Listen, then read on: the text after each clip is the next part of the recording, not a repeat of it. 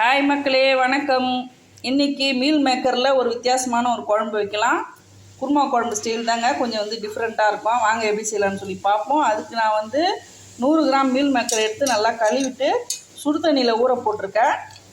இப்போ இது அப்படியே இருக்கட்டும். இதுக்கு தேவையான பொருள்லாம் பார்த்துக்கலாம். அடுத்து நான் ஒரு முருங்கைக்காய், ஒரு உருளைக்கிழங்கு, ஒரு காலிஃப்ளவர் எடுத்து நல்லா க்ளீன் பண்ணி தண்ணியில் உப்பு தண்ணியில் ஊற போட்டிருக்கேன். இது இருக்கட்டும்.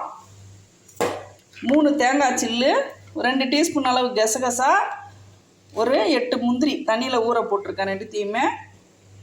அடுத்து 2 வெங்காயம், கொஞ்சம் இஞ்சி பூண்டு பேஸ்ட்டு, 3 பச்சை மிளகா, ஒரு 2 தக்காளி, பழுத்த தக்காளி அரிஞ்சு வச்சுருக்கேன். இது தாளிக்கிறதுக்கு சோம்பு, பட்டை, லவங்கம், ஏலக்காய், 2 ஏலக்காவும் 1 கிராம்பும் எடுத்து வச்சுருக்கேன்.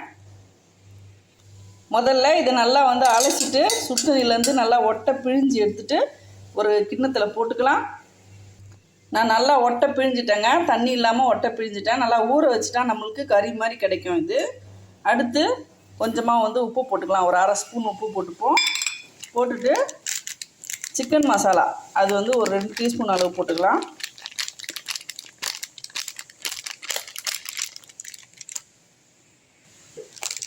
ஒரு டீஸ்பூன் அளவு போட்டாச்சு. இன்னும் கொஞ்சம் போட்டுக்கலாம். 2 டீஸ்பூன் அளவு போட்டாச்சு. அடுத்து இஞ்சி பூண்டு பேஸ்ட்டு இது கொஞ்சம் போட்டுப்போம். இது எல்லாத்தையும் நல்லா பரட்டிக்கலாம். நல்லா அழுத்தம் கொடுத்து பேசினீங்கன்னா உள்ளெல்லாம் அந்த மசாலா நல்லா ஊறும். அவ்வளோதான், இது அப்படியே இருக்கட்டும். அடுத்து இதில் என்ன போடலான்னு சொல்லி பார்ப்போம். இதில் 1 டீஸ்பூன் அளவு கார்ன்ஃப்ளவர் போட்டுக்கலாம். இதையும் நல்லா பரட்டி விட்ருவோம்.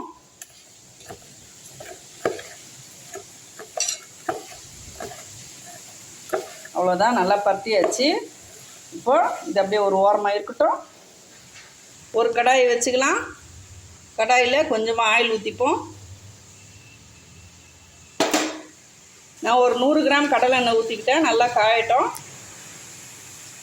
இப்போது இந்த எண்ணெயில் லைட்டாக இந்த பொரிச்சு எடுத்துடலாம். 2 சிப்டா போட்டுப்போம். நல்லா பொன்னிறமாக பொரித்து எடுத்துக்கோங்க. ரொம்ப கருப்பாக இருக்கணும்னு அவசியம் இல்லை. லைட்டாக பொன்னிறமாக இருந்தால் போதும். நம்ம இதை குழம்புல தான் போட போகிறோம். இது வெறுமனே கூட 65 மாதிரி கூட நம்ம சாம்பார் ரசத்துக்கு இந்த மாதிரி வச்சு சாப்பிட்லாம். ரொம்பவே சூப்பராக இருக்கும். நல்லா பொரிஞ்சிருச்சுங்க. இப்போ அப்படியே எடுத்துடலாம். நல்லா எண்ணெய் வடிச்சிட்டு ஒரு பிளேட்டில் எடுத்து வச்சுட்டுங்க.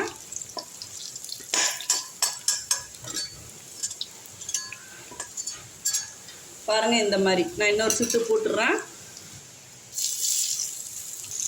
இப்போ இது வேகிறதுக்குள்ளே தேங்காவை பொடியாக கட் பண்ணிவிட்டு முந்திரியும் கசகசாவையும் ஜாரில் போட்டுடலாம். இஞ்சி பூண்டு அரைச்ச ஜார்லேயே முதல்ல அப்படியே நல்லா துருவிட்டு வந்துடலாம். எப்போவுமே கசகசா தேங்காய் முந்திரி அரைக்கும் போது நல்லா துருவிட்டு இது ஒன்றா போட்டு நல்லா துருவிட்டு அப்புறமா தண்ணி ஊற்றி அரைச்சிங்கன்னா நல்லா நைஸாக அரைப்படும். இதுவும் நல்லா பொரிஞ்சிருச்சுங்க. இதையும் நல்லா வழித்து எடுத்துடலாம். இப்போ அதே எண்ணெயில் இந்த பட்டை, கிராம்பு, சோம்பு, ஏலக்காவை போட்டுடலாம்.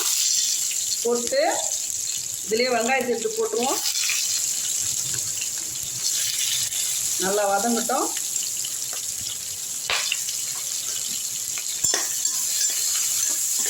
நல்லா சாஃப்டாக ஆகிற அளவுக்கு வதக்குங்க. ரொம்ப ப்ரௌனாக வதங்கணும்னு அவசியம் இல்லை. தேங்காய் நல்லா நைஸாக அரைச்சாச்சுங்க. இது அப்படியே ஒரு ஓரமாக இருக்கட்டும். ஓரளவுக்கு வதங்கிருச்சு. இப்போ இந்த 3 பச்சை மிளகாவை முழுசாகவே அப்படியே போட்டுங்க. லைட்டாக இப்படி கிள்ளிட்டு போடுங்க, அப்போ தான் வெடிக்காது.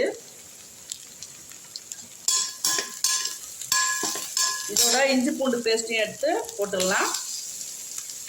அதையும் சேர்த்து நல்லா வதக்கிடுங்க. இதுலேயே தக்காளி போட்டுக்கலாம்.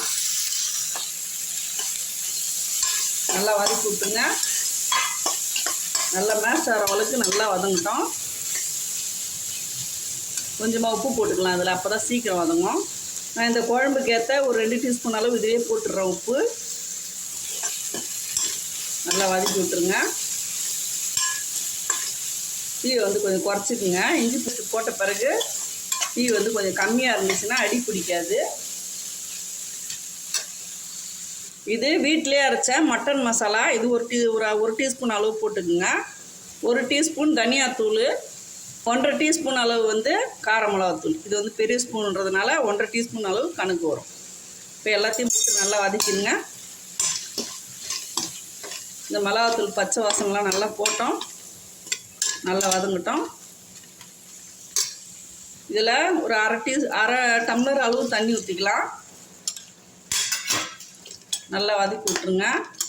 கொஞ்ச நேரம் அப்படியே வந்து நல்லா வந்து கொதித்து எண்ணெய் பிரிஞ்சு வரட்டும். தொக்கு பதத்தில் அப்படியே இருக்கட்டும். தட்டு போட்டு மூடி வச்சுருங்க. மூடிட்டு கொஞ்சம் லேசாக வந்து கொஞ்சம் தீயை கூட்டி வச்சுக்குங்க. 2 நிமிஷம் ஆயிடுச்சு. வதங்கிருச்சா பார்ப்போம். நல்லா வதங்கிருச்சுங்க. இப்போ வந்து அந்த காய்கள்லாம் எடுத்து போட்டுடலாம். அதில் நல்லா வந்து தக்காளி வந்து சாஃப்டாக ஆகணும், அதான் டைமிங்கு. இப்போ காயெல்லாம் எடுத்து ஒன்று ஒன்று அதை போட்டுடலாம். உங்களுக்கு விருப்பப்பட்ட காய் இந்த ஸ்டைலில் போட்டுக்கலாங்க. நான் முருங்கைக்காய், ஒரு உருளைக்கிழங்கு, ஒரு காலிஃப்ளவர் போட்டிருக்கேன். இது நல்லா ஒரு 2-3 தண்ணியில் கழுவியாச்சு. காலிஃப்ளவர் உப்பு போட்டு கழுவியாச்சு. நல்லா வதக்கி விட்டுடலாம். இப்போது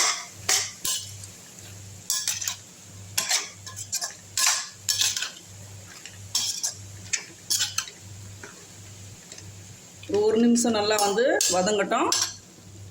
இப்போ நல்லா வதங்கிடுச்சிங்க. இப்போ இதில் வந்து ஒரு 1/2 லிட்டர் அளவு தண்ணி ஊற்றிருங்க.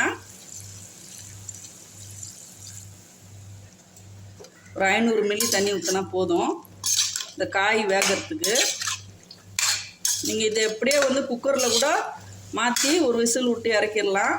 காலிஃப்ளவர் குழஞ்சிரும்ன்றதுனால நான் கடாயிலே செய்கிறேன். நீங்கள் பக்குவமாக செய்கிற மாதிரி இருந்தால் ஒரே விசிலில் ஆஃப் பண்ணிவிடுங்க. நான் இப்போ இது வந்து கடாயில் நல்லா வேகட்டும். தட்டு போட்டு மூடி வெந்துருச்சா பார்ப்போம்.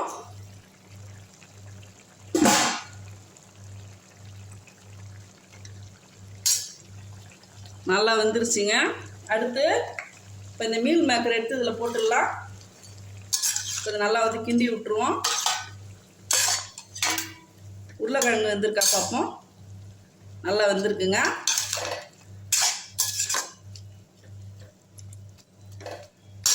இப்போ இதில் தயிர் ஒரு 50 மில்லி தயிர் ஊற்றிடலாம். நல்லா வந்து ஐயில் வச்சுருங்க. கலக்கி விட்டுருங்க.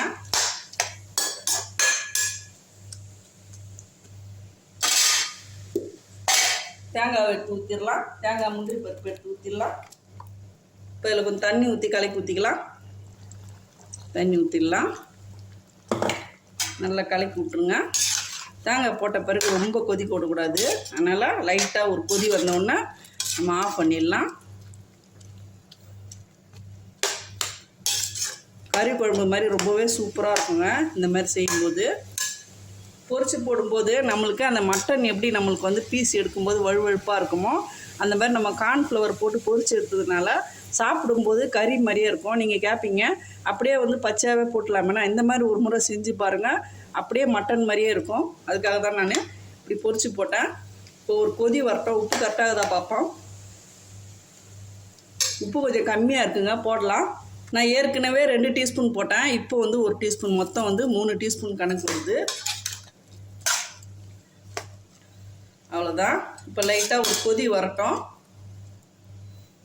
கொஞ்சமாக கருவேப்பிலை எடுத்து பொடியாக கட் பண்ணிக்கலாம். கொஞ்சமாக வந்து கஸ்தூரி மேத்தி கொஞ்சம் தூவி விட்டுக்கலாம். இது வந்து காஞ்ச வெந்தயக்கீரைங்க. அடுத்து கருவேப்பிலை, பச்சை கருவேப்பிலை கொஞ்சமாக தூவிக்கலாம். அவ்வளோதான். லைட்டாக கொதி வந்துருச்சு. நம்ம கேஸ் ஆஃப் பண்ணிடலாம். கேஸ் ஆஃப் பண்ணிவிட்டு அப்படியே கிண்டி விட்டுருவோம்.